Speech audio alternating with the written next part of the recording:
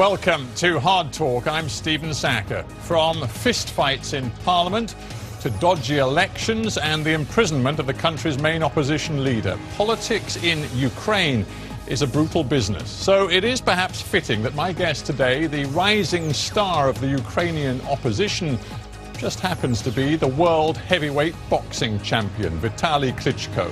He's tough, wealthy and ambitious. But does he have what it takes to win in Ukraine's turbulent political arena?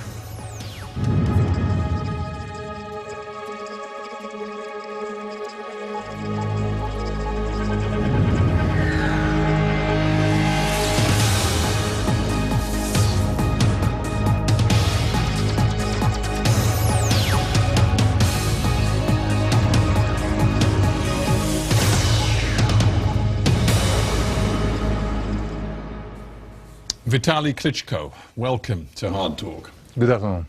Let's start with the boxing. You are the WBC World Heavyweight Champion, but you haven't fought for 6 months.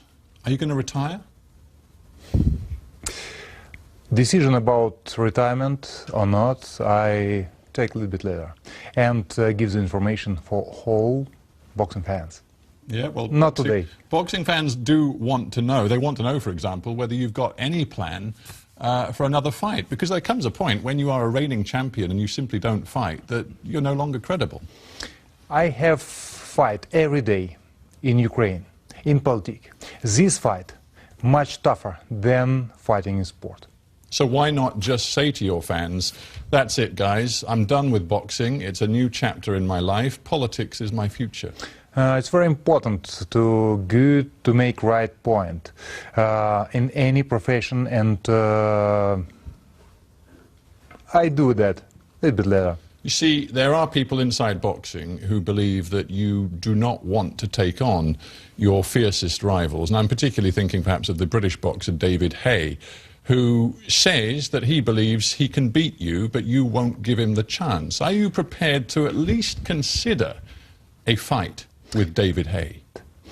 He had a chance to fight me, but he canceled the fight, and right now he can think about somebody else, not about me. Yeah, he doesn't see it quite like that. He doesn't believe that he cancelled the fight. He believes you didn't really want it. He said recently, the trouble is I'm too fast, too talented and too sexy to be blown away by a large, slow robot from Ukraine.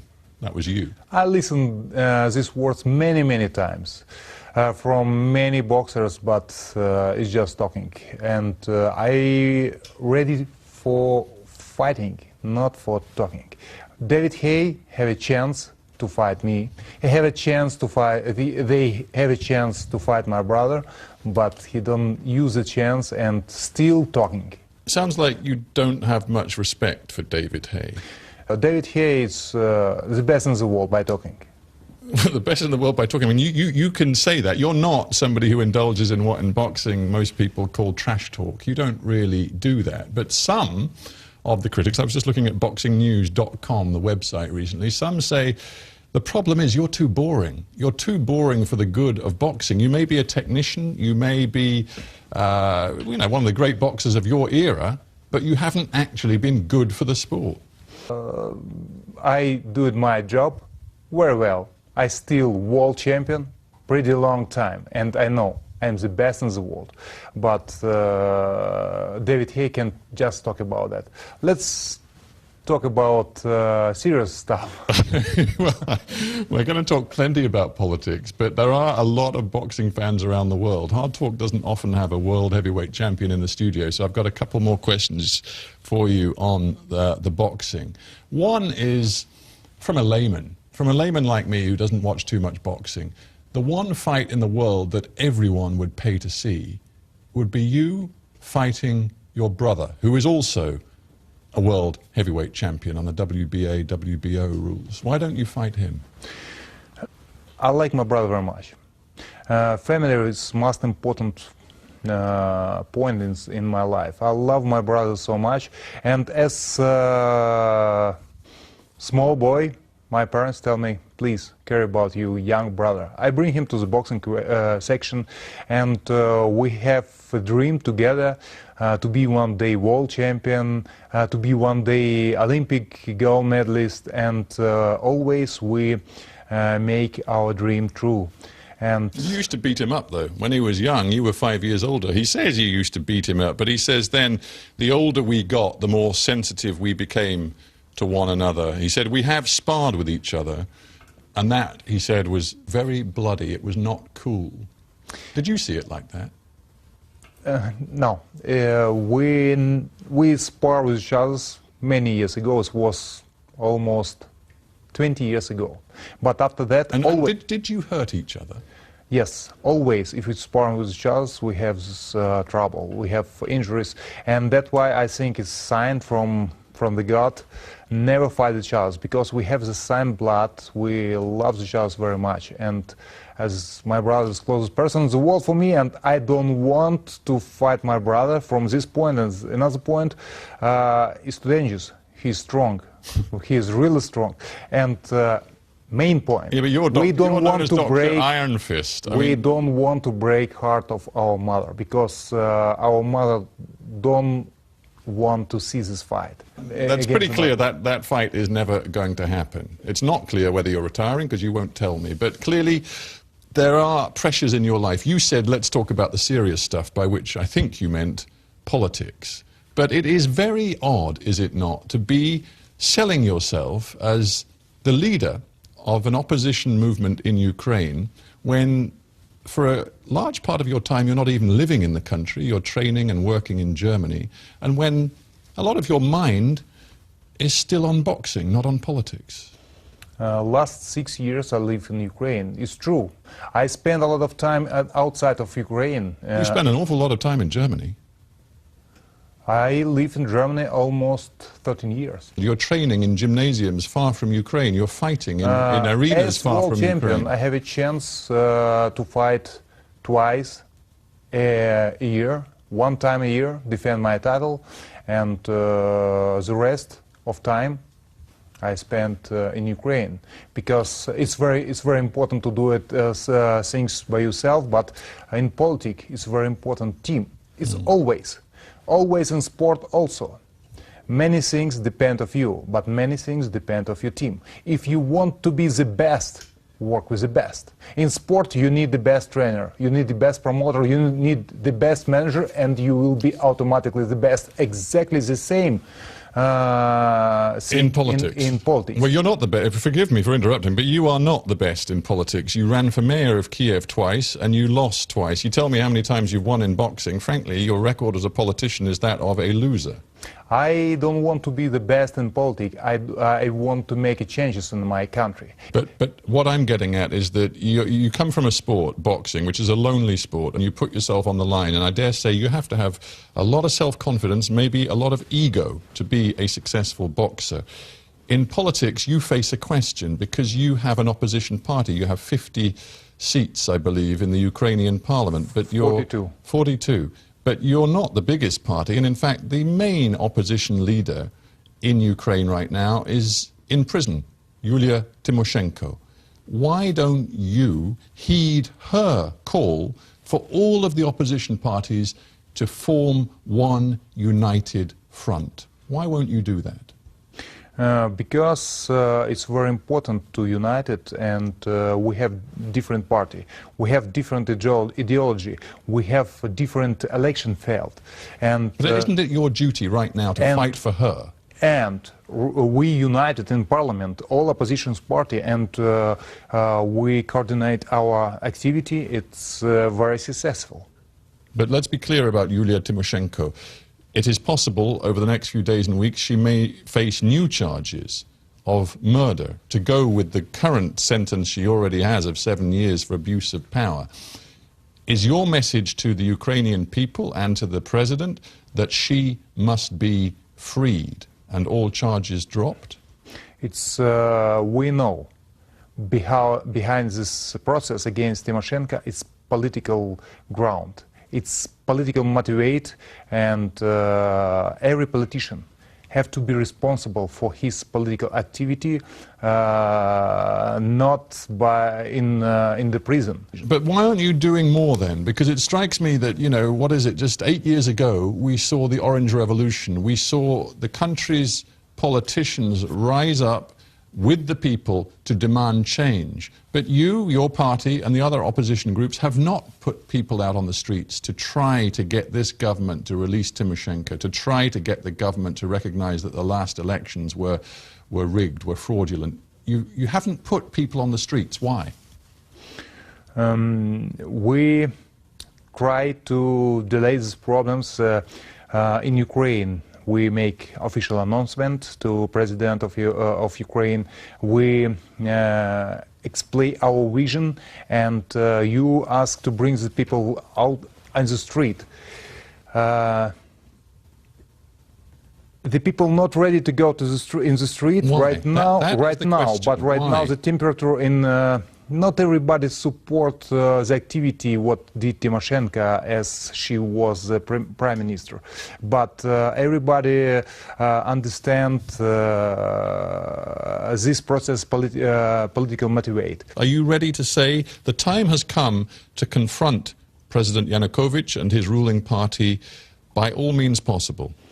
Obviously short of violence, but by getting demonstrators out onto the streets? We're ready to do that. And more and more people every day support us as opposition, and we're ready to do that, but it's very big responsibility. We understand. Right now, it's many politicians try to split Ukraine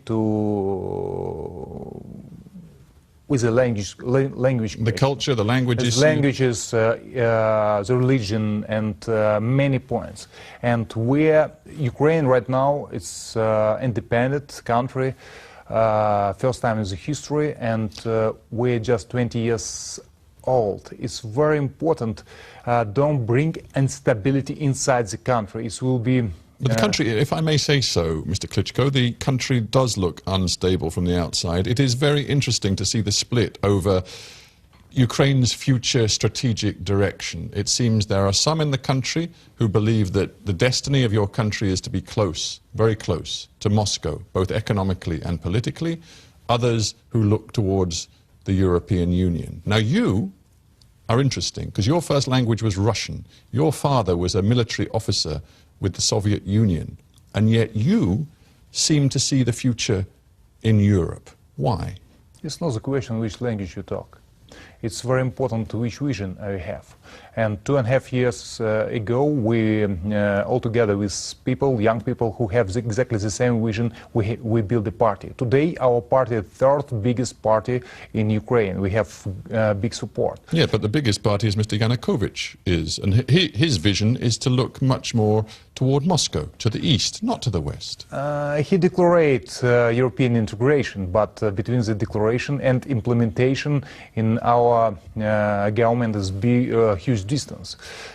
We see European future for our country, and because we European, we Ukrainian European geographically, we European with our history, with our mentality, with our culture, we European, but we're far away from life standards. Yeah, you're not European in your consumption of energy. More than 30 billion cubic meters of gas every year from Moscow. In your trade relationship, 1/3 of all of your trade goes to Russia. You are economically dependent on Russia, and that is a reality which you cannot change. We can change that. How? Develop our resources. We have a lot of oil and gas in Ukraine. We have alternative energy resources. Are you talking about the shale gas, which you seem to... I talked about the shale gas, I talk about the wind and solar energy. Yeah, if I may say so, you sound very excited, particularly about the shale gas. The Shell oil company just signed a big deal with the government in Ukraine to develop one potential field, and you said that in the long term you believe that Ukraine can become energy independent. Many experts do not believe that is ever going to be possible in your country. It's possible. Nothing is impossible. How on earth do you know? Shell have only got permission right now, at least in the first phase, to drill 15 exploratory wells. How do you know that they are going to discover enough shale gas and oil to make you energy independent? We can't be totally independent, but we have biggest resources of shale gas in Europe, one of the biggest. You hope. As experts told about that, exactly. You want the shale gas production to expand as soon as possible. There are many local communities in your country where there is a great concern about the environmental damage that may be done.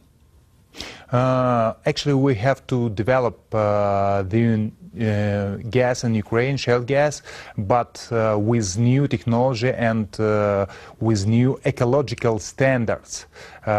It's very important, and I'm more than sure, we hope. It's all experts. You hope? We hope also, right? Because you know. Right now, it's our plans. It's long-term strategy for Ukraine to be energy independent from Russia. Let's talk about the European Union. You say that you believe Ukraine's future does lie inside the key European institutions like the EU. What if the EU doesn't want Ukraine? Right now there is a discussion about this association agreement and a free trade agreement, but many members of the EU don't believe Ukraine is ready for the association agreement. Some people told it's custom agreement better for us and told about the numbers, but if we think long strategy and it's for democratic values, for free market, I am more than sure European strategy, European future, it's the future of Ukraine. And you saw Angela Merkel recently, I think, at the end of last year at the CDU conference. What did she say to you? Do you think Germany, for example, really wants to push to bring Ukraine in to Europe? Ukraine is very important geopolitically. Ukraine have huge Ukraine have big potential, and this potential doesn't work. And I am more than sure Ukraine is the future of Ukraine in the European family. And I speak with many leaders of European countries, and everybody has exactly the same vision. But to changes in Ukraine, for changes in Ukraine, responsible just Ukrainian citizen. According to the opinion poll that I just saw, there are more Ukrainians who want to join the customs union with Moscow than actually want to join the association agreement with the EU. So you, yourself, seem to be out of tune with your own people.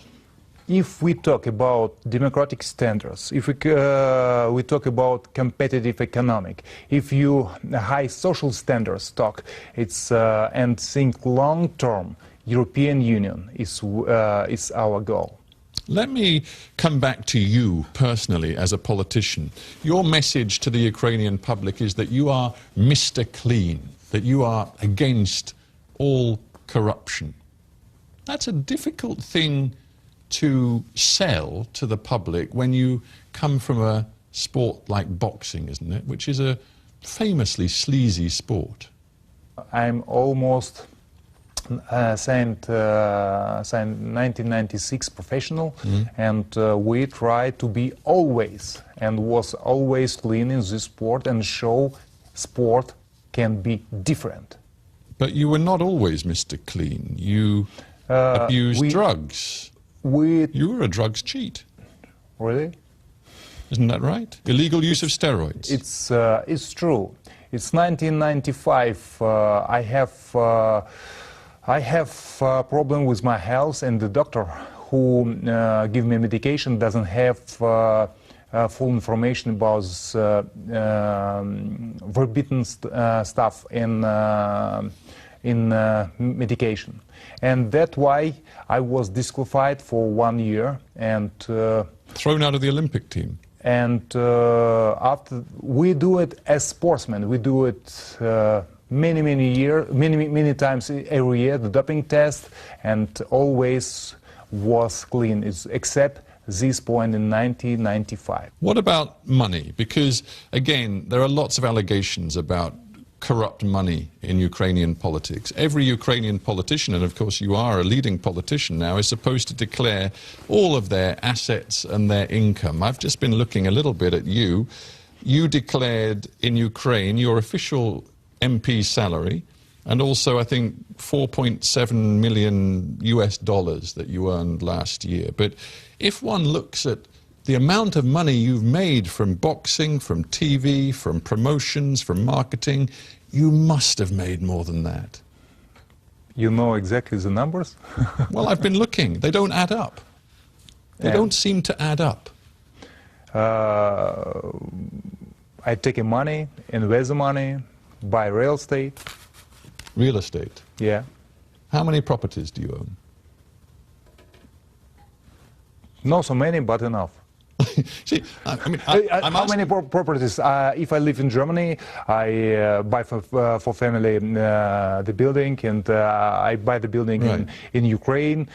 You see, it's again, there is a whole raft of speculation on the internet about how much you're worth, and some people say that you are worth 60, 70 million US dollars. But the truth is, nobody really knows. Nobody really knows, but many people speculate about that. Yeah, but the point is, you are now a politician. You are accountable to your voters. You're accountable to your nation.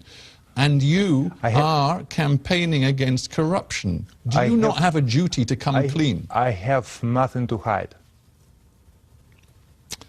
The question, I suppose, is this. Do you truly believe that you could clean up Ukraine? Because I just see it is now listed as something like the 140th country in the league table of all the nations for corruption. You're near the bottom with Bangladesh, with Cameroon, with Congo. Very corrupt nations. Can you seriously tell the Ukrainian people that you know how to clean this country up? We're ready for that, and we know Ukraine needs reform. And main point, we have to destroy corruption. Without destroying corruption, we can make reform. And good example, I'm huge fan of Georgia. I was in Georgia last time, 2006. It's a very poor country. And after 6 years, I came again. I was very surprised how big changes can be in so short period of time. It's possible in so corrupted country to make changes, and Ukraine have much more potential as Georgia. I sense the passion in your voice when you talk about cleaning up the corruption. Are you as committed now to your political career as you have been for the last 20 years to your boxing career? And does it mean that you will do everything in your power to win the presidency in 2015? Is that your ambition? Right now, it's early to talk about that. President election will be 2015. It's more than 2 years. Yeah, but you know boxing. You have to train for years for the fight. Are you now in training to become the next president of Ukraine? Is that what you want? For me, it's very important, not the position. For me, it's very important to make changes in my country because I love Ukraine very much. And that, you asked me about the position. This position is maybe important, maybe not important, but right now we use every step to make changes. If will be important to be the president, let's see. It's a lot of time. It's too early to talk about that. But from right now, it seems to me your commitment is politics, not boxing. It's right. It's right. Vitali Klitschko, we'll end there. Thank you very much for being on Hard Talk.